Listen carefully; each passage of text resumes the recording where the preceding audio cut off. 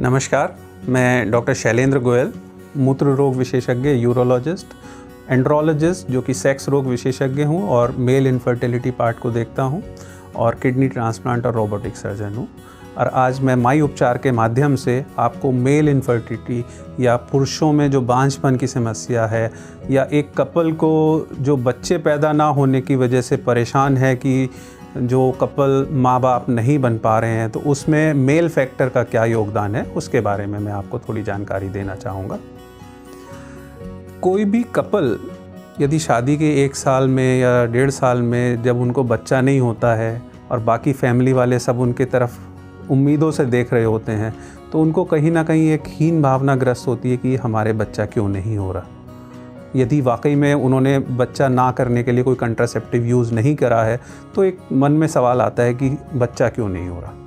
और सबसे पहले ये सवाल महिला की तरफ अग्रसित होता है और उस महिला को एक गायनेकोलॉजिस्ट के पास भेजा जाता है। और गायनेकोलॉजिस्ट उस महिला के बहुत सारे टेस्ट कराती है, जिसमें इन्वेजिव टेस्ट भी होते हैं कि हिस्ट्रोस्कोपी, लेप्रोस्कोपी, ये सब चीज़ें टेस्ट हो जाती हैं। लेकिन हम एक मेल या एक पुरुष समाज में रह रहे हैं, हम अपना वीर्य जांच भी नहीं कराते हैं, जबकि लेप्रोस्कोपी, हिस्ट्रोस्कोपी, उन सब चीज़ों में लाखों रुपए खर्च हो जाते हैं और एक वीर्य की जांच में जस्ट एक हस्तमैथुन करके वीर्य देना होता है, जो कि आप रोज़मर्रा में वैसे भी कर रहे होते हैं। तो पहले मैं सबसे पहले एक सामाजिक संदेश देना चाहूँगा। जो भी कपल जिनको यदि बच्चा नहीं हो रहा या गर्भधारण नहीं हो रहा उनकी पत्नी को, तो सबसे पहले अपनी वाइफ का टेस्ट कराने से पहले एक सिंपल टेस्ट अपना वीर्य की जांच कराएं। क्योंकि यदि हम स्ट्रेटजी उसमें आंकड़ों में यदि हम बात करें, 40% केसेस में यदि बच्चा नहीं हो रहा तो उसमें पुरुष की तरफ से कोई कमी होती है, 40% केसेस में महिला की तरफ से कोई कमी होती है और 20% केसेस में दोनों की तरफ से थोड़ी थोड़ी कुछ ना कुछ कमी होती है। तो मैं ये कहूँगा कि 50% केसेस में पुरुष भी कहीं ना कहीं योगदान रखता है कि बच्चा पैदा नहीं हो रहा। और सीमन टेस्ट, यदि हम वैसे बात करें कि महिला पुरुष की बात भी नहीं करें, कॉस्ट की बात करेंगे, तो महिला के टेस्ट कराने में बहुत ज़्यादा पैसे खर्च होते हैं, सीमन टेस्ट कराने में सबसे कम पैसे खर्च होते हैं। अब सीमन टेस्ट हमने कराया और उसमें हमें यदि कोई कमी आई तो उसको हम कैसे आगे बढ़ते हैं और कैसे हम उसका इलाज करते हैं। तो सीमन में जो शुक्राणुओं की संख्या जो होती है, काउंट, उसमें यदि 15 मिलियन या 1.5 करोड़ से कम काउंट है तो उसको हम ओलिगोस्पर्मिया कहते हैं, और यदि काउंट बिल्कुल 0 है तो उसको हम एजूस्पर्मिया या नील काउंट कहते हैं। और दूसरा एक पैरामीटर होता है या एक और मापा होता है गतिशीलता, शुक्राणु कितनी मोटिलिटी रखते हैं। तो वो मोटिलिटी यदि एक्टिव मोटिलिटी जो कि फॉरवर्ड मोटिलिटी जिसमें स्पर्म आगे बढ़ता है वो वाली, वो यदि 32% 32% से कम है तो उसको हम एस्थीनोजूस्पर्मिया या शुक्राणुओं में शिथिलता कहते हैं। तो ये 3 टॉपिक मैं आज डिटेल करूँगा। एक तो शुक्राणुओं में नील शुक्राणु होना। नील शुक्राणु होने की जो वजह होती है कि मतलब ट्यूब में कहीं ना कहीं रास्ते में कहीं ब्लॉकेड हो सकता है। ब्लॉकेट से मतलब कि पहले कभी बॉडी में इन्फेक्शन हुआ हो, गोलियों में या टेस्टिस में, या यूटीआई कभी रहा हो, कभी वो सूजी हो, या बचपन में एक गल फेटू या मम्स उसको कहते हैं, वो एक बीमारी होती है, तो उसमें टेस्टिस में इन्फेक्शन हो जाता है। और वीर्य की नली जो वास्ट डिफरेंस, बड़ी पतली पतली नली होती हैं और उसमें ज़रा भी इन्फेक्शन उन नलियों को ब्लॉक कर देता है, तो उसकी वजह से स्पर्म्स जो शुक्राणु हैं वो वीर्य में नहीं आ पाते। अंदर टेस्टिस में शुक्राणु बन तो रहे हैं लेकिन वो बाहर नहीं आ पाते क्योंकि रास्ता ब्लॉक हो गया है। तो वो एक कारण होता है। और उसमें एक कारण में पहले कभी इन्फेक्शन, जाने कई बार अनजाने में हल्का सा इन्फेक्शन हुआ, हमें याद भी नहीं रहता, तो वो एक रीज़न्स होते हैं। या दूसरा एक रीज़न होता है कुछ हार्मोनल कमी से या कुछ दवाइयों से या कुछ मेडिसिन्स हमने ली या कुछ जिम हम जाते हैं बॉडी बिल्डिंग के लिए, सप्लीमेंट्स हम लेते हैं बॉडी बनाने के लिए, तो वो हार्मोनल सप्लीमेंट्स की वजह से हमारे टेस्टिस जो हैं वो कम काम करते हैं और वहाँ पे स्पर्म्स का प्रोडक्शन, जो शुक्राणुओं का जो प्रोडक्शन है, जो उनका बनने की क्षमता है, वो कम हो जाती है। और जब शुक्राणु बनते ही नहीं है तो वो बाहर नहीं आ पाते हैं। तो ये 2 मुख्यतः रीज़न होते हैं एजूस्पर्मिया या नील शुक्राणुओं के, कि या तो स्पर्म बन ही नहीं रहे हैं या वो रास्ते में किसी ब्लॉकेड या रुकावट की वजह से बाहर नहीं आ पा रहे हैं। तो डॉक्टर अपने कुछ टेस्ट करते हैं हम उसमें कि फ़िज़िकली चेक करते हैं कि यदि हमें स्पर्म छोटे लग रहे हैं, हार्मोनल कुछ कमी लग रही है। हार्मोनल कमी का एक और इंडिकेशन होता है कि सेक्स में भी जो सेक्स की इच्छा में कमी आ जाती है या तनाव में, लिंग में तनाव में भी कमी आ जाती है। तो वो केसेस में कहीं ना कहीं फिर हम हार्मोनल टेस्ट हम कराते हैं उनके, जिसमें LH, FSH, टेस्टोस्टेरोन, प्रोलैक्टिन, ये हार्मोन के टेस्ट कराए जाते हैं, जिससे हम देखते हैं कि कहीं टेस्टिस के काम करने में कोई कमी तो नहीं हो रही है। या सीमन में एक और टेस्ट होता है फ्रक्टोज, जो कि एक तरीके की शुगर होती है, उसको टेस्ट किया जाता है। तो उससे हमें पता चलता है कि कहीं रास्ते में कोई ब्लॉकेट तो नहीं है। यदि हम टेस्टों से डॉक्टर आपका जो एंड्रोलॉजिस्ट या यूरोलॉजिस्ट आपका निष्कर्ष निकालता है कि रास्ते में कहीं ब्लॉकेड होता है, तो उस केस में हम फिर एक टेस्ट करते हैं कि टेस्टिस से हम द्रव्य निकालते हैं। पहले ज़माने में ये एक FNAC टेस्ट कहलाता था, लेकिन आज की तारीख में ये बहुत एक एडवांस हो गया है। अब हम FNAC नहीं करते हैं, अब हम उसमें FNAB करते हैं, जिसमें बायोप्सी साथ में होती है कि हम निडल से टेस्टिस से ट्यूब जो जिसमें स्पर्म बनते हैं, वो एक टेक्निक में चेंज हो गया है, वो निकालते हैं और लैब में हम साथ ही साथ उसको टेस्ट कर लेते हैं अपने एम्ब्रियोलॉजी लैब में कि उसमें स्पर्म आ रहे हैं और कितने अच्छे आ रहे हैं। और किसी वजह से उसमें अच्छे स्पर्म आ रहे हैं तो हम उसको साथ साथ हम जो हमारा स्पर्म बैंक है उसमें हम प्रिजर्व भी कर लेते हैं, रख भी लेते हैं कि किसी वजह से हमें बाद में यदि ज़रूरत पड़े तो जैसे ब्लड बैंक होता है तो ऐसे ही हमारे पास स्पर्म बैंक होता है, तो उसको हम बाद में IVF के लिए यूज़ भी कर सकते हैं।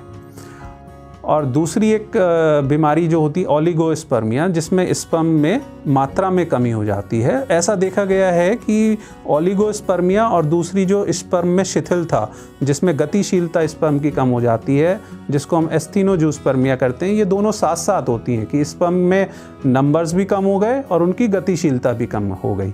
तो पुरुषों में जो इसका मोस्ट कॉमन कारण है, जो सबसे कॉमन कारण है कि वो टेस्टिस की जो हमारी गोलियां होती हैं, उनकी जो ऊपर नसें होती हैं वो सूज जाती हैं, जिसको हम वेरिकोसील कहते हैं। वो नसें जब सूज जाती हैं तो वेन्स जब जैसे दो तरीके की नसें होती हैं, आर्टरी और वेन, शिराएं जिसको हम कहते हैं। होता क्या है कि जब हम खड़े होते हैं तो हम अगेंस्ट गुरुत्वाकर्षण के अगेंस्ट में हैं, तो हमारे जो ब्लड जाता है शिराओं से हार्ट की तरफ, दिल की तरफ, तो वो गुरुत्वाकर्षण शक्ति के अगेंस्ट में जाता है।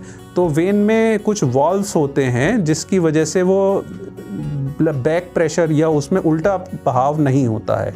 लेकिन कुछ कुदरती कमियों से देखा गया है कि वो वेन्स के वो वॉल्व ख़राब हो जाते हैं और जो शिराओं का ब्लड जो ऊपर की तरफ जाना चाहिए वो कुछ प्रेशर्स की वजह से वो प्रॉपर फ्लो नहीं हो पाता। तो उसकी वजह से स्पर्म्स के लिए प्रॉपर न्यूट्रिशन नहीं मिल पाता, क्योंकि स्पर्म्स को प्रॉपर ब्लड फ्लो नहीं मिल पाता।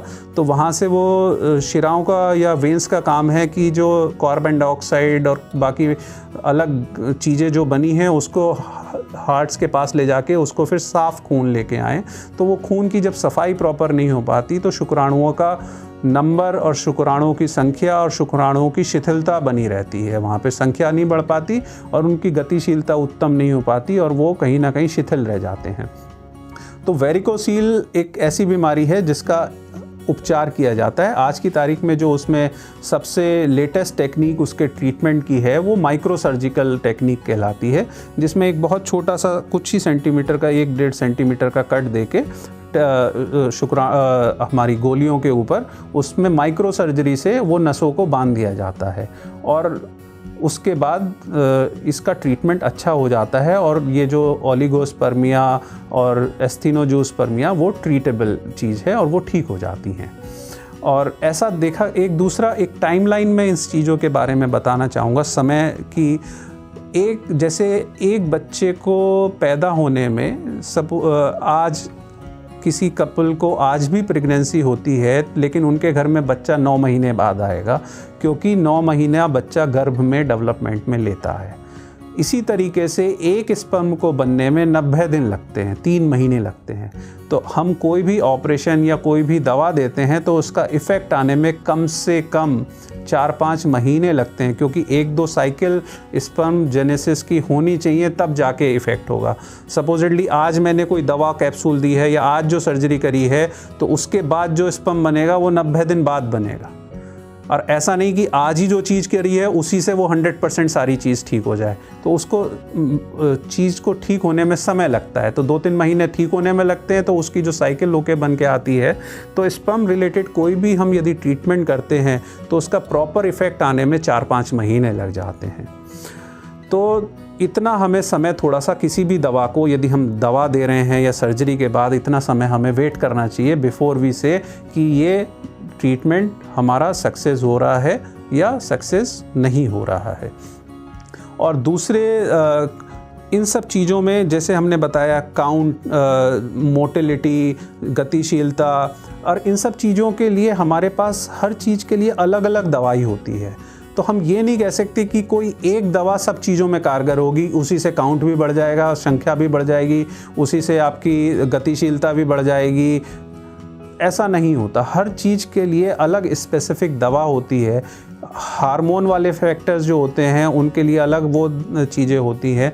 तो हर चीज़ को बड़े हमें बारीकी से अध्ययन करके और कहाँ पे हमें कमी है उसको हमें ठीक करना होता है।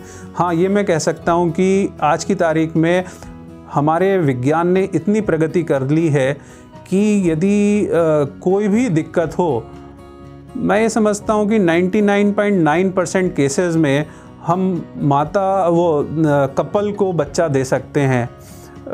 इतनी हम सक्सेस ले चुके हैं वैज्ञानिक रूप से कि बहुत ही कम ऐसे केसेस होंगे जहाँ पे हम अपने हाथ खड़े करें और हम बोलें कि आप माँ बाप नहीं बन सकते हैं, चाहे कितना ही डिफ़िकल्ट केस हो। आज की हाँ, ये बात अलग है कि जो केसेस में ज़्यादा बीमारी होती है उनमें एक्सपेंसेस, खर्चा ज़्यादा आता है, मेहनत ज़्यादा होती है, या उनके उसमें हमें साइंटिफिक टेक्निक ज़्यादा यूज़ करनी पड़ती हैं। लेकिन कोई भी कपल या कोई भी पुरुष बाप बन सकता है और कोई भी महिला माँ बन सकती है। आज की तारीख में साइंस ने इतनी प्रगति कर ली है। शुक्राणुओं की संख्या में कमी या उनकी गतिशीलता में कमी का एक कारण और भी होता है कि आज की तारीख में हम मोबाइल बहुत ज़्यादा यूज़ करते हैं। तो मैं सब लोगों के लिए तो नहीं कहूँगा, लेकिन जिन लोगों को वाकई में पितृत्व प्राप्त करने में या बाप बनने में दिक्कत हो रही है, उनको अपने पैंट पॉकेट के पास में मोबाइल रखना अवॉइड करना चाहिए। और दूसरा स्मोकिंग भी कहीं ना कहीं हमें दिक्कत करती है स्पर्म की गतिशीलता और उनके संख्या को कम करने में। तो स्मोकिंग हमें, तो इसमें यदि हम कहें कि हम अपने कैसे रख रखाव या बेहतर लाइफ स्टाइल से हम कैसे चीज़ों को अवॉइड करें, तो पैंट पॉकेट के पास मोबाइल को रखना अवॉइड करें और स्मोकिंग नहीं करें, स्पेशली जिन लोगों को बांझपन की समस्या है। मैं समझता हूँ कि इन बातों से मैंने आपकी कुछ सवालों के जवाब दे दिए होंगे, लेकिन फिर भी आपके मन में यदि कोई सवाल है तो वो कमेंट बॉक्स में लिख के हमें प्रेषित कर सकता है, हम उसका जवाब देंगे। और आपको यदि ये वीडियो पसंद आया हो तो मैं चाहूँगा कि व्हाट्सएप पे अपने मित्रों के साथ इसको शेयर करें और माई उपचार के यूट्यूब चैनल को आप लाइक एंड शेयर करें। धन्यवाद।